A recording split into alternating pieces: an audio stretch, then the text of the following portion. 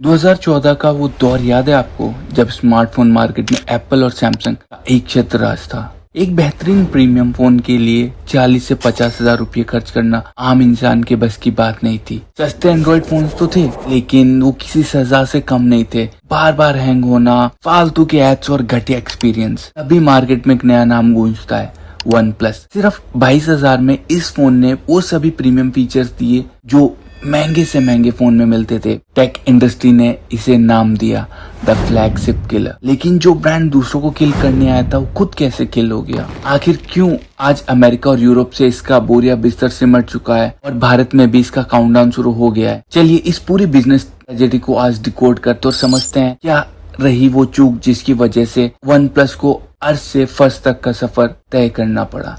इस कहानी की शुरुआत होती है 16 दिसंबर 2013 को, जिनके संघाई में एक कैफे टेबल पर कुछ दोस्त कॉफी पी रहे थे। इसमें एक थे पीट लाउ, जो ओप्पो के वाइस प्रेसिडेंट थे, और दूसरे थे कार्ल पेई, 24 साल के कॉलेज ड्रॉप आउट और टेक जीनियस। उस टेबल पर सभी लोग एंड्रॉइड फोन बनाने वाली कंपनियों में काम करते थे, लेकिन एक बात बहुत अजीब थी, निजी इस्तेमाल के लिए उनके हाथ में एप्पल का आईफोन था। वजह साफ थी, कोई भी एंड्रॉइड कंपनी यूजर एक्सपीरियंस पर ध्यान ही नहीं दे रही थी। पीट और कार्ल ने उसी कैफे में तय किया कि वो एक ऐसी कंपनी बनाएंगे जो क्वालिटी से कोई समझौता नहीं करेगी।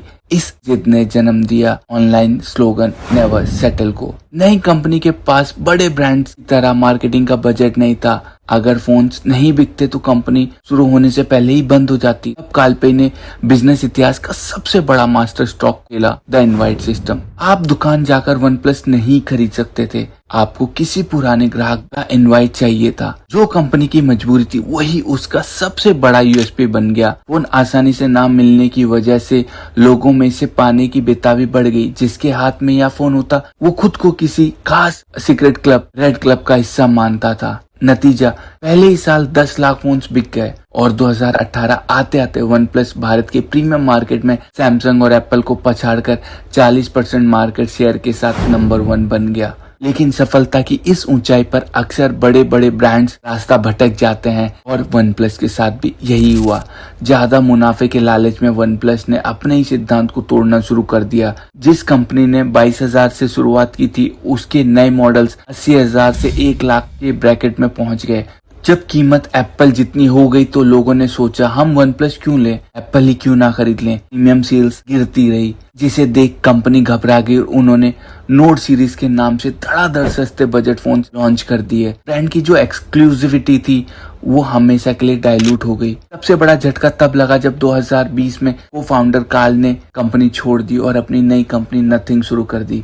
कार्ल के चाहते ही पेरेंट कंपनी बीबीके इलेक्ट्रॉनिक्स ने वन प्लस की आजादी छीन ली और उसे पूरी तरह ओप्पो में मर्ज कर दिया। वन प्लस की असली आत्मा, उसका साफ सुथरा ऑक्सीजन ओएस मार दिया गया और उसकी जगह ओप्पो का कलर ओएस डाल दिया गया, जिससे बग्स और एड्स की भरमार थी। टेक लवर्स निराश हो गए और वो कार्ल पेई की नई कंपनी नथिंग की तरह शिफ्ट हो गए, जिसे वो पुराना वन प्लस मानने लगे थे। इस कहानी का क्लाइमैक्स आया 2024 में। एक तरफ डिस्प्ले पर आती ग्रीन लाइंस से कस्टमर परेशान थे, तो दूसरी तरफ भारत के मोबाइल दुकानदारों ने वन प्लस का पूर्ण बहिष्कार कर दिया था। 6 राज्यों में 45,000 स्टोर्स में इसकी बिक्री रातों रात रुक गई।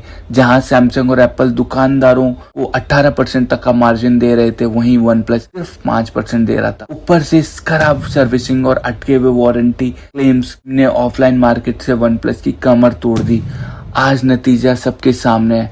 अमेरिका और यूरोप से ब्रांड लगभग गायब हो गया और भारत में भी इसका मार्केट शेयर तेजी से नीचे गिर रहा है। आज सॉफ्टवेयर ओप्पो का है, सर्विसिंग ओप्पो की है, वन प्लस के पास सिर्फ अपना लेबल ही बचा है।